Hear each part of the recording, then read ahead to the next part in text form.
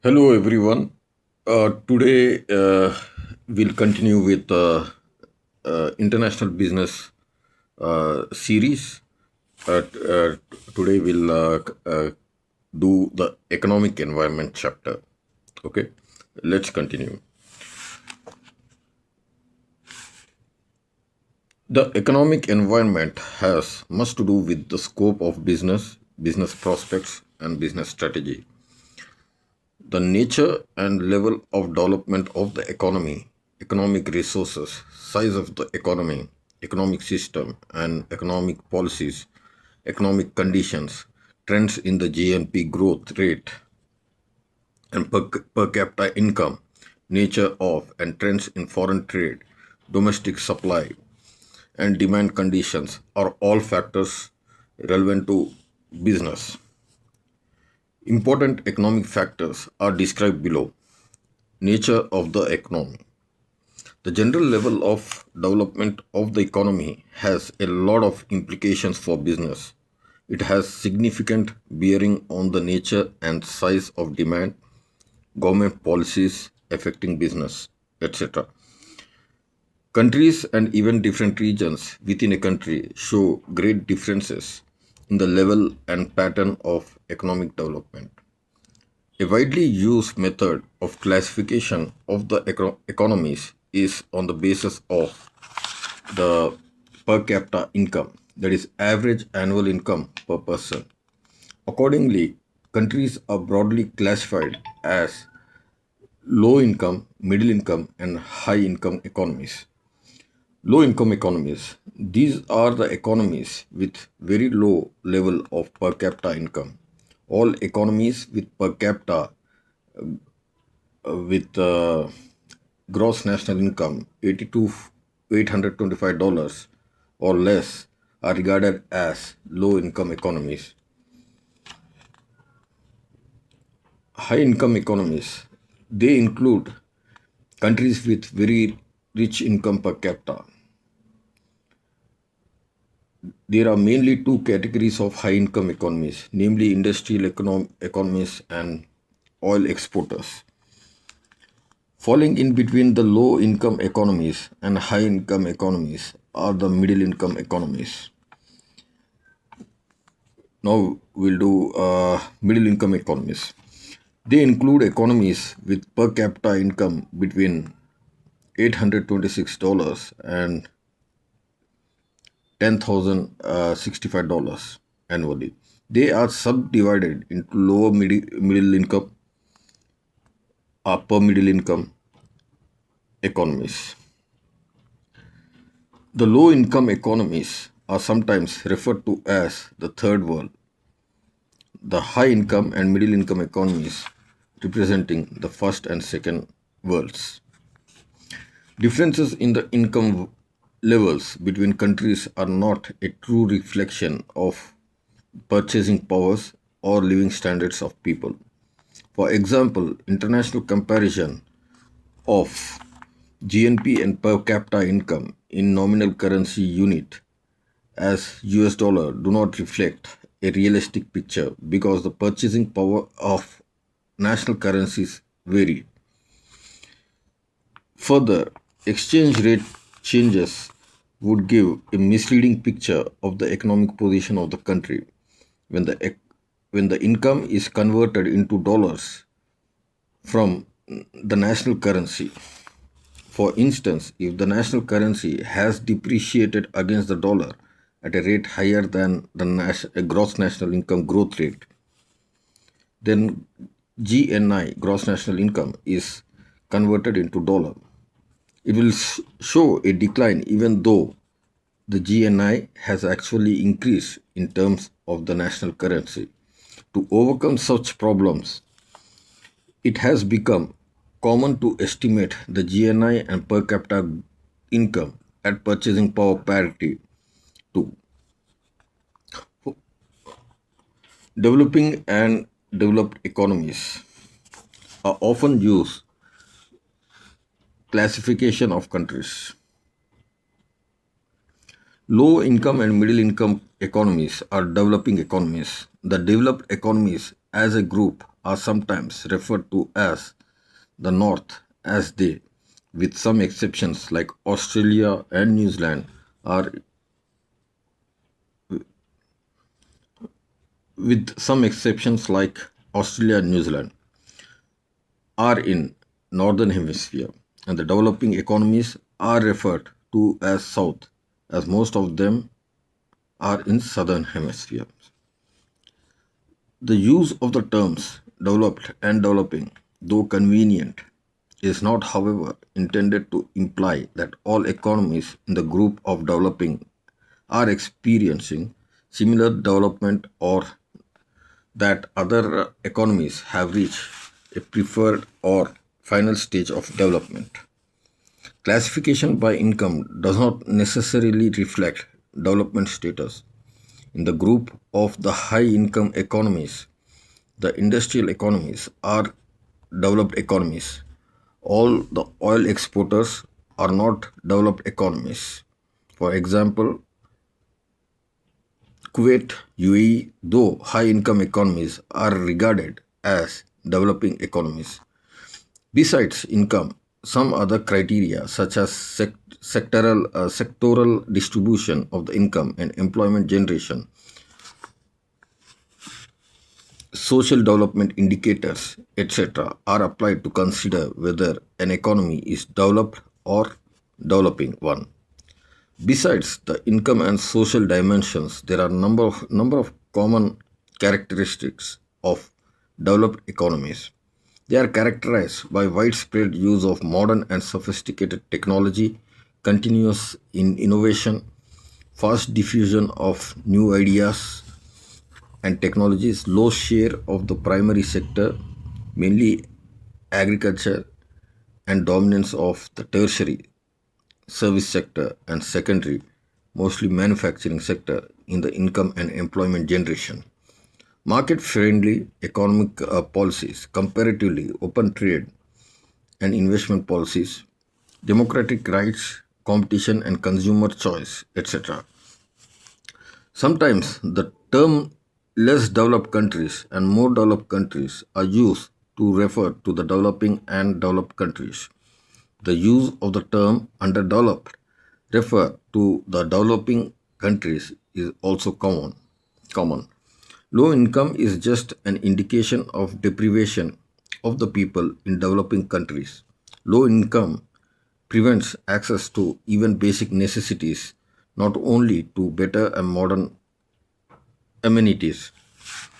Further, in developing countries, the inequality in the distribution of income is very high, and as a result large proportion of the population lives in abject poverty. Although many countries have achieved considerable reduction in poverty, the incidence of poverty is very high in many countries. They are generally characterized by high birth and population growth rates. Death rates are also higher than in the developed countries. Developing countries are generally characterized by the prevalence of rudimentary and traditional methods and obsolete technology. The group of developed as well as the developing countries is heterogeneous mixture. Because of the large number, the developing countries exhibit a very diverse spectrum. With the category of low income economies, for example, special category, namely least developed countries, is identified. Most of the developed countries suffer from one or other of the following restraints: a very low GNP, gross national product per capita, landlocked, remote insularity, desertification, and exposure to natural disasters. There are about 50 least developed countries, including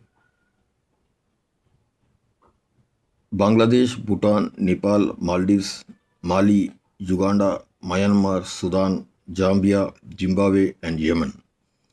There are, on the other hand, developing economies which have been experiencing rapid industrialization such as Hong Kong, South Korea, Singapore, and Taiwan, that is Taipei, China, the Asian tigers. They are sometimes referred to as newly industrializing economies. Some publications use the term newly industrialized industrializing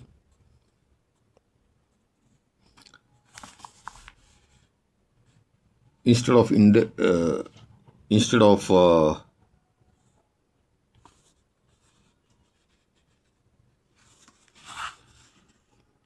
to refer them. Now, People's Republic of China is regarded as a newly industrializing economy. The newly industrializing economies show a very high growth rate over a long period of the economy and per capita income. They have also been presenting a very impressive export performance.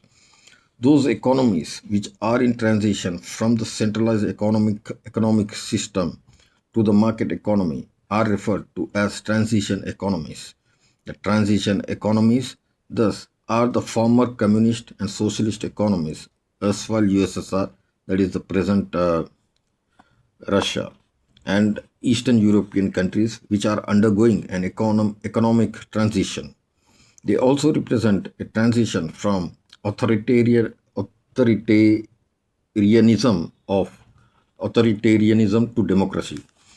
As indicated earlier, income is not only the criterion to consider a country as developed. There is indeed some important difference between economic growth and development. An increase in income is an indication of economic growth. Economic development, beside growth, has some qualities, dimensions too, such as distribution of income, standard of living, composition of output, character of working conditions, and overall improvement in economic welfare. Although the per capita income is very low, some developing countries are amongst the largest economies of the world in terms of the size of the GNP. While international economic gap, that is the economic disparity between the developed and developing countries, has been narrowing in several years, it has been widening in several others. The growing the growing economic power of developing countries. Although the international economic gap, that is the disparity between developed and developing nations, is widening in several areas, the developing economies are doing well in some respects.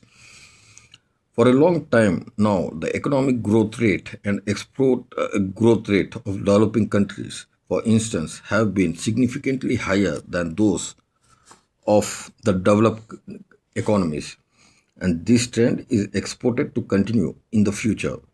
We must, however, hasten to add that overall good performance of the developing countries has been mainly because of the impressive performance of a smaller number of them. The performance of a larger number of developing countries is poor or dismal.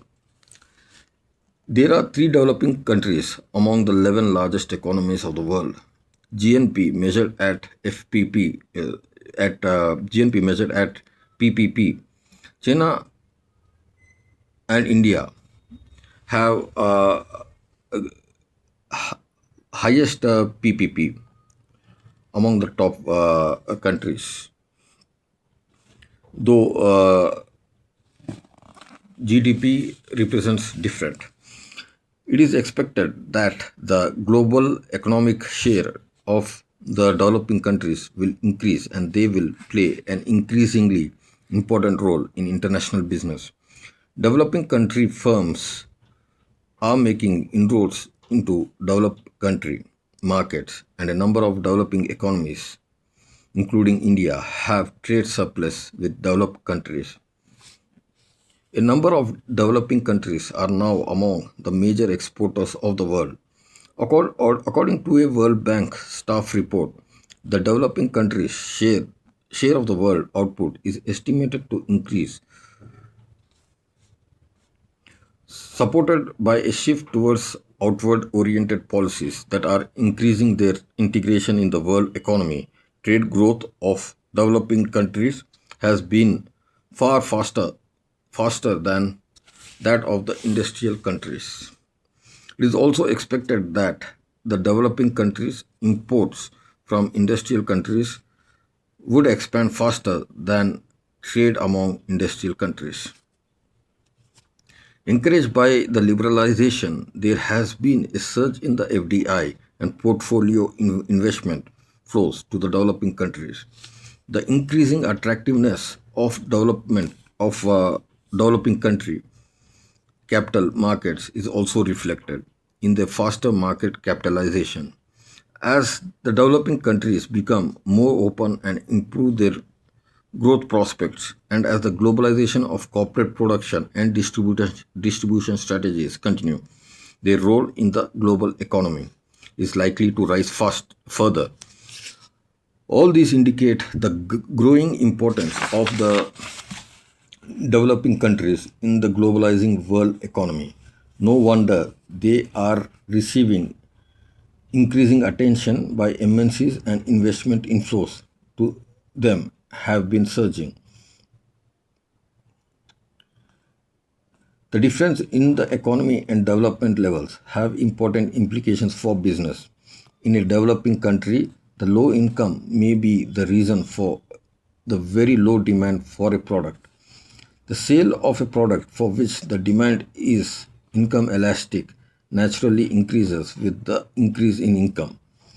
But a firm is unable to increase the purchasing power of the people to generate higher demand for its product. Hence, it may have to reduce the price of the product to increase the sales. The reduction in the cost of production may have to be effected to facilitate price reduction. It may even be necessary to invent or develop a new low cost product to suit a low income market. Thus, Colgate designed a simple hand driven, inexpensive washing washing machine for low income buyers in the less developed countries. Similarly, the National Cash Register company took an innovative step backward by developing a crank operated cash register that would sell at half the cost of modern cash register and was well received in number of developing countries. In countries where investment and low income are steadily and rapidly rising, business prospects are generally bright. Further investments are encouraged. In developed economies, replacement demand accounts for a considerable part of the total demand for many consumer durables, whereas the replacement demand is negligible in the developing countries. Region estates. It is very common to consider a nation as an economic unit. There may, however, be vast differences in the economic conditions and other factors relevant to business between the different regions of a country, particularly if the country is geographically very vast and culturally very diverse. For example, different regions of India show significant diversities.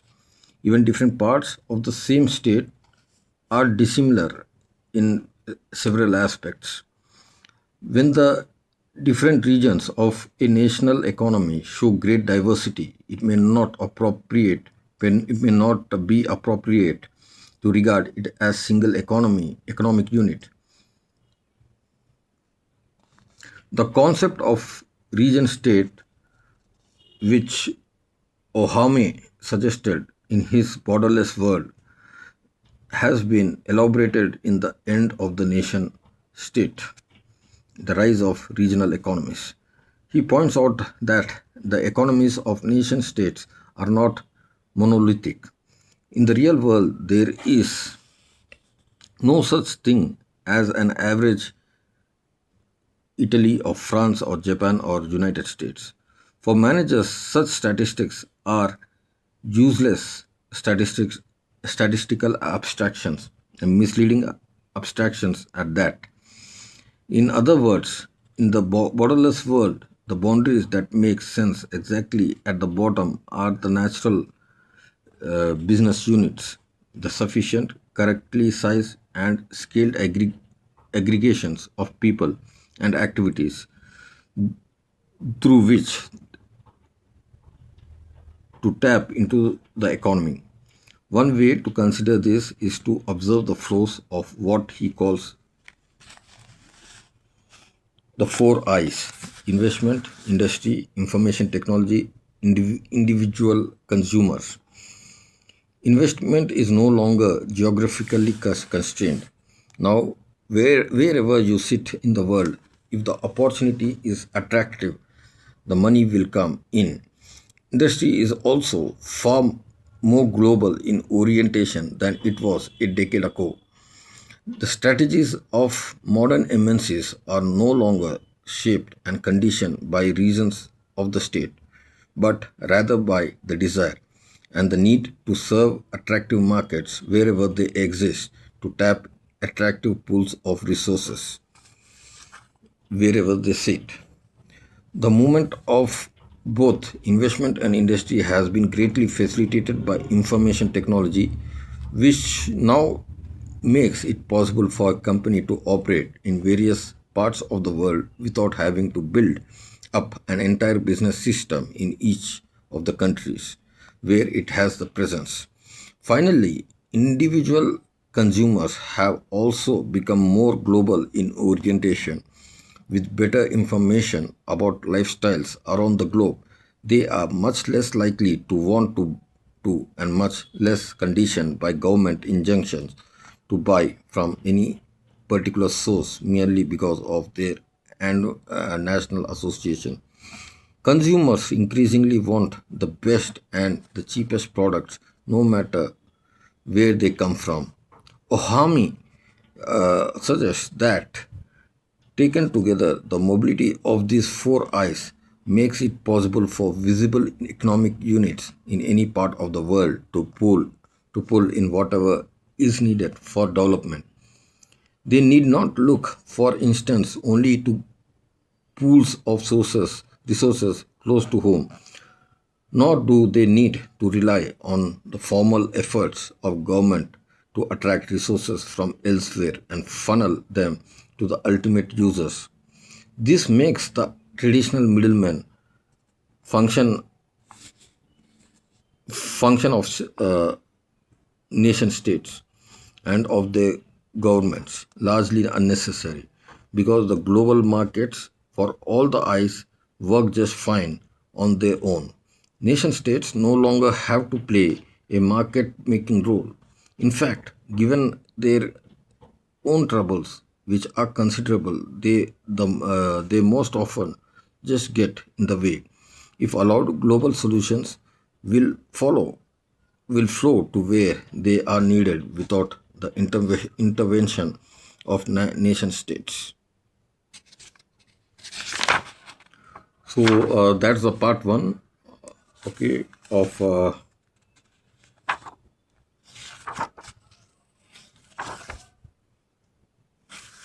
economic environment. Okay, we'll continue it with part two in the next episode. Thanks for your time. Have a great day.